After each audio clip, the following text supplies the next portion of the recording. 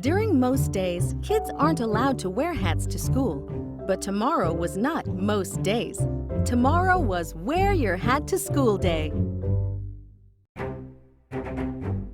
Junior wanted to wear an explorer's hat because he loved discovering new things. "Where is the crystal tiger?" exclaimed Junior as he played an exciting game with Loopy. Kate was going to wear a pink cowgirl hat because she loved watching old Western movies. "You'll never rob another train in this town as long as I'm sheriff," said Kate as she chased her sister, who wore a train robber costume. Theo put on an old airplane pilot hat and goggles that he found in a trunk in his attic. "I'm going to fly around the world one day," he yelled, pointing his finger in the air.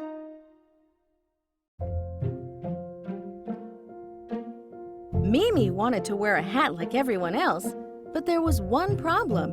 She didn't have any hats. "Mom, do you have a hat I can wear?" asked Mimi. "I'm afraid not, my sweet little carrot," she replied while trying to help Mimi's little brother and sister out of a toy finger trap. Mimi was going to ask her dad if he had one, but when she found him, he was snoring like a monster in the bedroom. "Ew, I wonder what crawled up his nose," she said, quivering with disgust. Next, Mimi gathered all her brothers and sisters into the living room and stood on top of the couch with a megaphone. "Does anyone have a hat I can borrow?" she yelled. Everyone just shook their heads no. Even though nobody had a hat Mimi could borrow, she wasn't just going to sit there and do nothing. No way, no how. Mimi decided she was going to make a hat all by herself. Mimi gathered up everything she needed and got to work. She was going to finish making a hat even if it took all night long. Tomorrow finally came, and when Mimi walked into the classroom with her hat, the whole class gasped in shock. Everyone knows Mimi is a silly bunny, but the hat she made was the silliest thing anyone had ever seen. Mimi's hat was crazy looking. It had twirly-doos and twisty-dees. It had glue and glitter, rainbow ribbons, and fake funny snakes. There was even a small tree that had a bird's nest and a bouquet of pink flowers with bumblebees. Junior, Theo, and Kate huddled together. "Yikes, that hat is way too silly," said Junior. The others agreed. "Should we tell her the truth?" asked Kate. "I don't know. We don't want to hurt her feelings," said Theo. No one wanted to hurt Mimi's feelings, so they all decided to tell her a little white lie. "Hey guys," said Mimi as she sat down in her chair. "How do you like my amazing hat?" "It looks great, Mimi," said Kate with a nervous smile. Mimi could tell something was weird. "Are you okay?" she asked. "Y'all are acting kinda funny."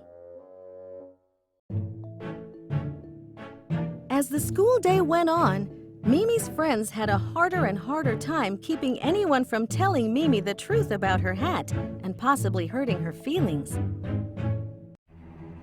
At lunch, Bobby was about to say something mean to Mimi. Before he could spit it out, Junior grabbed Mimi's hand and pulled her away. "Mimi, you have to come with me," he said. I found a cool bug." During afternoon reading time, Johnny Beaverton passed Mimi a note. Theo saw what was happening and pretended to slip and fall on Johnny before he gave the note to Mimi. "Oh, gee golly, I'm sorry, Johnny," exclaimed Theo as he hid the note in his shell. After school, Junior, Kate, and Theo's job to protect Mimi's feelings got even harder. When they went to the park to play, An older kid named Tucker Cooney passed his ball to Mimi and was coming over to get it. Kate grabbed the ball from Mimi and threw it back before he got there. "Quick, Mimi! Junior needs your help!" she exclaimed. When Mimi and Kate found Junior, everything seemed to be just fine. Mimi was confused and a little bit annoyed. "Now what in the world is going on?" Mimi demanded to know. "You've been acting strange all day." Mimi's friends couldn't keep telling their little white lie. "Mimi, the truth is that your hat is way too silly and weird. We didn't want anyone telling you mean things or hurting your feelings," explained Kate. Before Mimi could respond, Bobby, Johnny, and Tucker all showed up. "Mimi, I just wanted to tell you how much I love your hat," said Bobby. Mimi was so happy and flattered. "Thank you, Bobby." Next, Johnny gave Mimi a new note with an amazing picture of her hat. "I drew this picture for you because I think your hat is the coolest hat I ever saw," he exclaimed. Tucker passed Mimi his ball again and asked her if she could teach him how to make a hat just like hers. "I passed you my ball so I could come over and talk to you," he went on to explain. After Bobby, Johnny, and Tucker left, everyone felt really bad about what they had done. "We're sorry, Mimi," said Theo, dropping his head in shame. "Yeah, we should never have lied to you," added Junior. "Please don't be mad at us." Mimi was not mad at all. "Oh, shucks, I know you guys were just trying to be good friends and you didn't want my feelings hurt," said Mimi as she gave them a big hug. "But next time, just tell me the truth. I'm a strong bunny with strong feelings." The end.